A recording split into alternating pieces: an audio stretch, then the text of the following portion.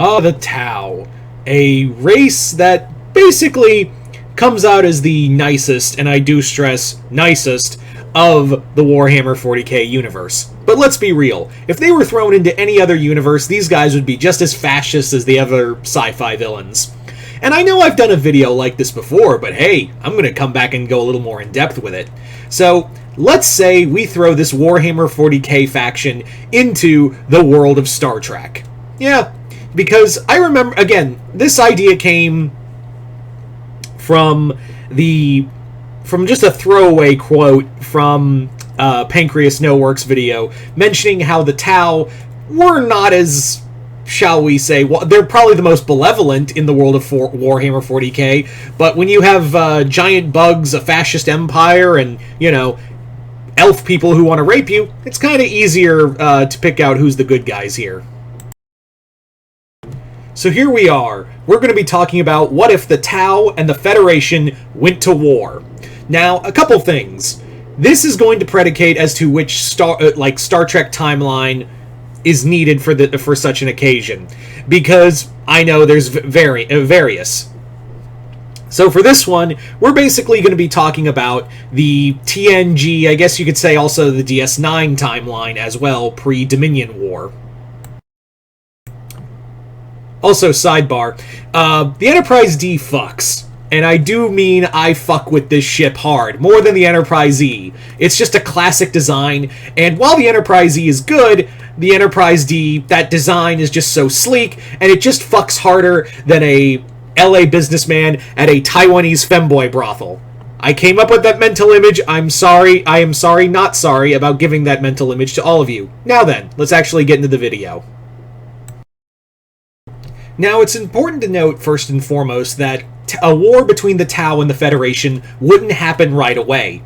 Both are kind of pretty diplomatic when it comes to, you know, encountering new races. I would imagine the Tau Empire would probably run into the same problems it had if it was in the 40k timeline, meaning that the Tau Empire, yes, it did evolve exponentially, and it's a budgeting empire, but it's still running into, you know, other factions that have been here longer and have had a bigger control over the galaxy, such as the Klingons, the Romulans, the Cardassians, and such. So the Tau are probably, I would say, for sake of argument, would probably have about 50, 60 planets in their budgeting empire, but they're evolving fast, and the Tau, of course, are extremely expansionist. Now, that's going to be a problem, because I guarantee you the Tau would probably try the whole greater good shit on some Federation colonies, and also if the Federation said no, then they're like, well, we asked nicely, and you don't want them to come back and make you join. I definitely believe that that's how the conflict would start, is that the Tau would try to, you know, assimilate and annex Federation territories, and the Federation would be like, well, you don't understand, maybe we can solve this politically, and maybe have a joint Tau-Federation alliance. But of course, the Tau, while they believe in the greater good, they also believe in Tau being the number one, being the big honcho of the galaxy. So therein lies the problem, is that the Federation and the Tau will probably try to negotiate, but the Federation is probably going to realize real quick, oh shit, these guys are a bunch of assholes, let's go, we're gonna have to fight them. And the Tau would be like, alright then, you bald-headed bastard, Picard, let's do this. And of course, this is where the war starts. Now, an open war between the Federation and Tau would probably play out similar to how the Dominion Federation War played out. You have two major civilizations, very advanced, have varying degrees of weaponry, and on top of that, there are coalitions made of several different species. But that's what I think gives the Federation an edge in multitude of levels. First off, in a Federation-Tau war, the Tau have technology that could probably go blow for blow with the Federation. The ships are both capable of warp travel, both are armed to the teeth with weaponry that is more advanced than most opponents that the Tau had. in the universe. Now, the thing of it is that the Federation ships are not really military ships per se, even though, yes, they had dreadnought classes and whatnot. The big thing that you really have to understand is that the Federation has military doctrines now. Like, they do have military forms and of the such. The big thing is that it isn't really like a major fleet. And the Tau Armada is exactly that. It's an armada meant for war, whereas most Federation ships are exploratory vessels. Now, here's the big thing that, yes, while I did say Tau and Federation ships would probably be on the same par, the big thing that you have to understand is that the Tau are going to run into the same problem that they had when they were at war with the Imperium. And that's not a numbers game. You see, the Tau, while they are probably one of the most advanced races, and even by Star Trek standards, their tech would probably make a lot of the scientists in the Federation's head spin. The problem is that they're still a growing empire. And if they didn't play their cards right and started a war early with the Federation, that would be a war they couldn't win. Because, yeah, they're too small in terms of military and weaponry to keep up with the massive intergalactic coalition that the Federation has built up. Yeah, the Federation is more than capable in playing a numbers game in terms of resources, in terms of armament, and in terms of shipbuilding. These guys are going to be, when the Federation goes to war and put all their efforts into fighting a war, trust me, you don't want to be on the receiving end of whatever the hell the Federation can cook up during wartime, because I guarantee you they could probably think of like, oh, did you just destroy several of our advanced battle cruisers? Cool, we're going to invent a weapon that'll like be a black hole at the center of your planet. Okay, bye. It's no secret that the Federation Science Division, as well as Section 31, are more than capable of coming up with some really heinous shit. So, yeah, the Tau, not to say the Tau aren't, and on ground battles, I could definitely see the Tau being a major threat in terms of, like, ground combat. Ship warfare is tough, but on the ground, the Tau, of course, have a more varied degree of weaponry. Again, most Federation cadets aren't soldiers, so the ground battle is where I think it's going to really count in terms of, like, weaponry and people fighting in that war.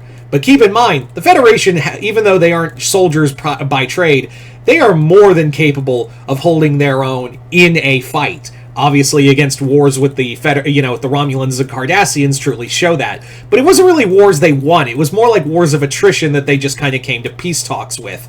Here, the Tau don't stop until you make them stop. So that's going to have to be a bridge that the Federation will have to cross. But they won't be crossing it alone.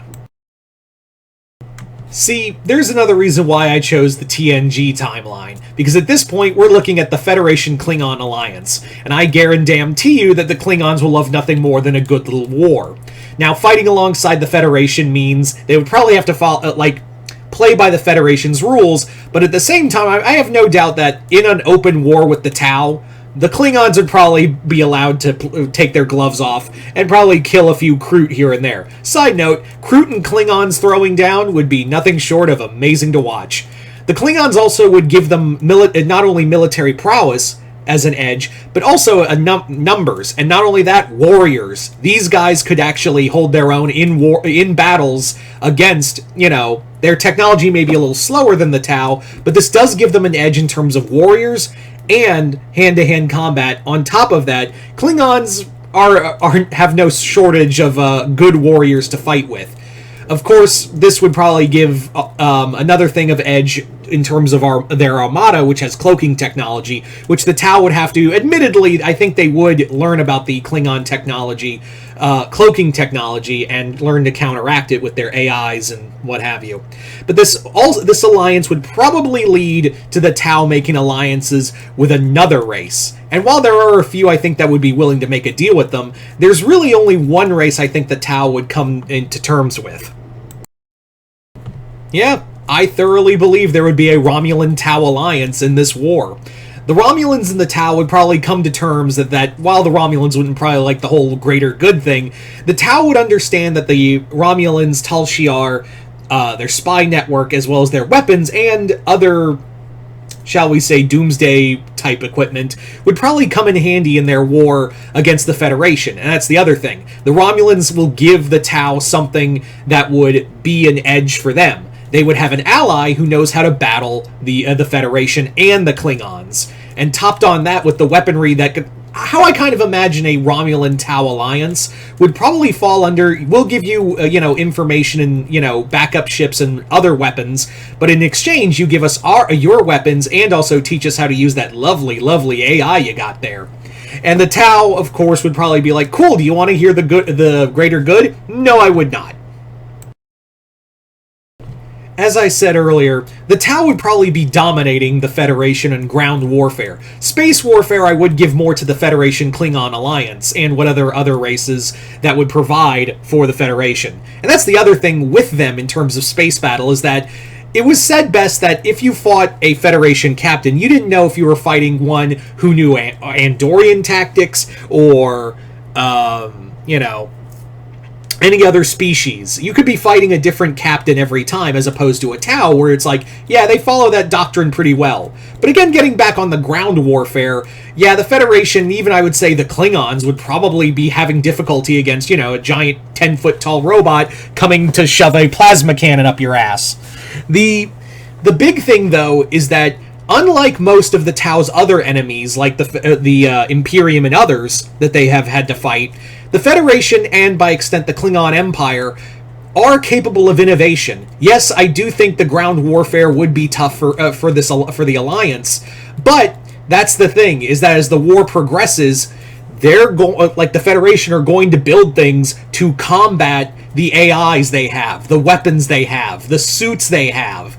It's going to be a war of attrition, and trust me, the Federation has way more sources through their colonies, through their alliances with other races, that's going to prove to be a bigger edge at the end of the day. That's going to be a major factor for them to continue the fight, whereas the Tau depend on only the Tau and the Ethereals. They don't depend on the opinions of their other races. That's their second-class citizens. Oh, sure, they could even probably, convince some members of the colonies to betray the colonies of the Federation to join as Guevesa, but yeah, I don't see that being a massive thing. The Federation is not the Imperium, and a lot of Federation citizens like being part of the Federation.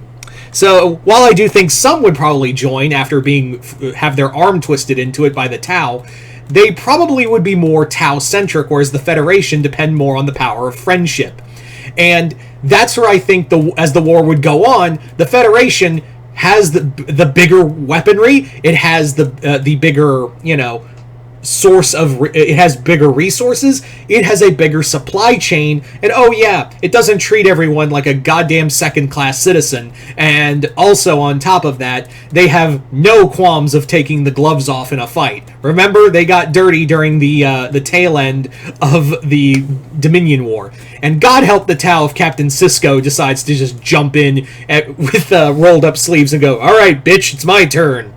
So, wouldn't be a good day if that happened.